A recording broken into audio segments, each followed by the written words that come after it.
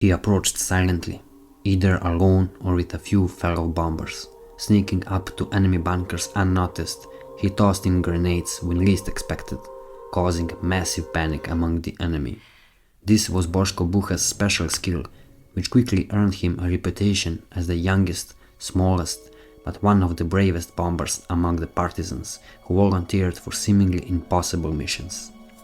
This is the true story of one of the many child soldiers during World War II, Bosko Buha.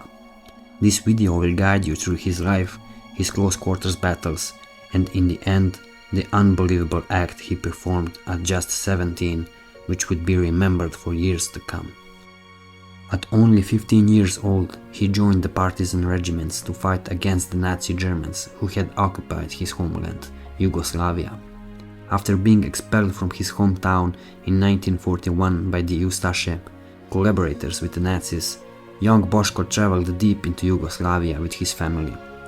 As the eldest child, he couldn't stand by and watch his people resist the German occupation. Determined to help, he joined the partisan regiment at the tender age of 15. Despite being one of the youngest and smallest fighters, he swiftly made a name for himself within the regiment. He quickly learned how to handle guns and bombs, showing impressive skill and adaptability.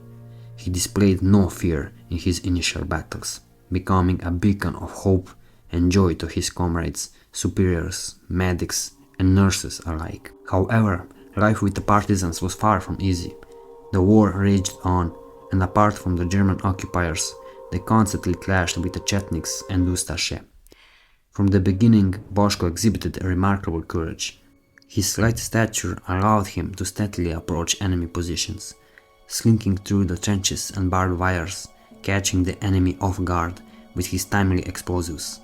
Panic ensued. Enemy soldiers were decimated, and the rest of the partisans who had been waiting for Bosko's signal stormed the position, causing even greater chaos. Once, while guarding a bridge with his comrades, Bosko's group was ambushed by the Chetniks and taken prisoner. However, 3 days later, his friends launched an assault and rescued him. Bosko took part in many operations, often sneaking up to the enemy alone or with a small sabotage group, causing complete chaos among their ranks. On one occasion, he recounted to a large gathered crowd how he and a comrade climbed onto the roof of the house where Ustaše were hiding and dropped bombs through the chimney. People adored him. His charisma was infectious. Even when the battalion commander ordered all child warriors to return home, Bosko refused and continued fighting.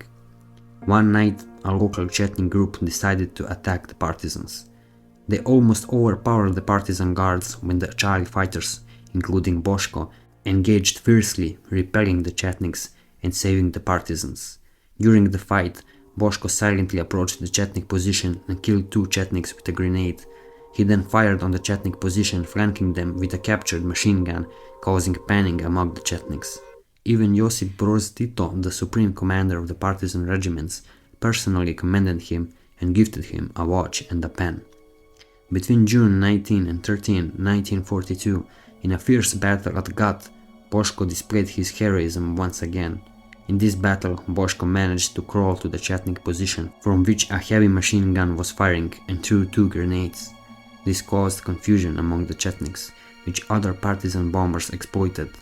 They stormed the trench and eliminated the Chetniks. Afterward, Bosko decided to destroy another machine gun. He discreetly circled the Chetnik position and snuck up behind the enemy. He then crawled into the position and threw 2 grenades, destroying the machine gun nest. In this battle, Bosko was wounded in the leg. Nurse Milena managed to reach him and began dragging him towards the partisan position when another bullet struck him. Despite this, he survived and after recovering, returned to his unit to participate in many more battles. But the next battle was unlike any other. On September 27, 1943, Bosko Buha, along with Dr. Sasha Bozovic and the commander of the brigade hospital, Bogdan Radan, set out by truck from Pleda to Prijepolje for medical supplies. However, here the story takes a dark turn. On that journey, as they rounded a bend, they saw a widening road ahead.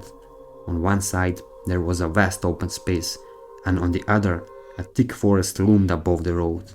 As the truck reached the middle of the bend, a sudden burst of gunfire rang out. Ambush!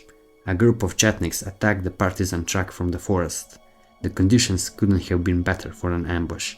On one side, the enemy was well hidden, and on the other, there was open space with no cover. Bullets riddled the truck, windows shattered, tires burst, and the engine came to a halt. The driver, with his quick reflexes, jumped out to the other side, while the doctor was still grasping the situation. From behind the truck, Bosko was already shooting in the direction of the ambush, shouting, "Over here, doctor! Jump out! Ambush!" Only then did she realize what was happening. She almost jumped straight onto Bosko, who shouted, "Take cover behind the truck!"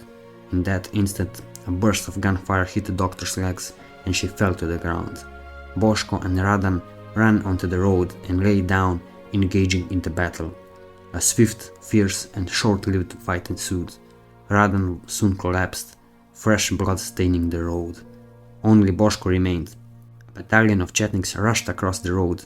Bosko, alone, with machine gun fire tearing up the earth around him, kept shooting, frequently glancing at the wounded doctor.